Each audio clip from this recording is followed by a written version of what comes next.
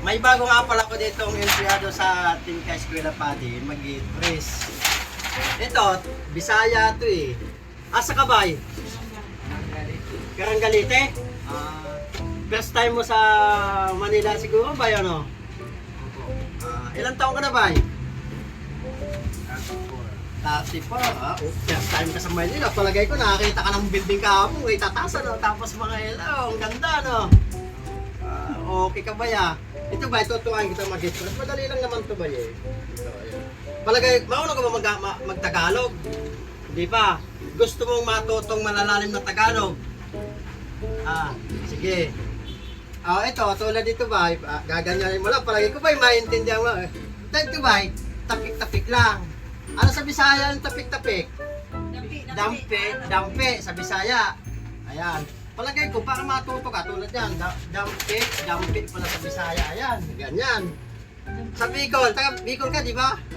Sa Bicol, tapik. Sa Bisaya, dampe. Ngayon, parang, tumang pa kitang matuto mag-Tagalog na malalalim, kasi alam mo naman dito sa Manila. Tulad ng malalalim na Tagalog, balon. Di ba? Balon. Sa Bisaya, tabay. Tabay sa Bisaya, balon, malalim. Sa Bicol, ano yung balon? Balon? Bubon. Bubon sa Bicol. Tutuwa ko itong malalalim na Tagalog. Balon, bubon. Sa Bisaya yung balon, tabay. Ayan. Ano naman?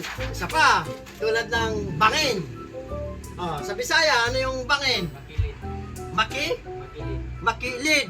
Sa Bisaya pala, pakilid. Kasi gusto niya matuto malalalim na Tagalog eh. Pakilid, bangin.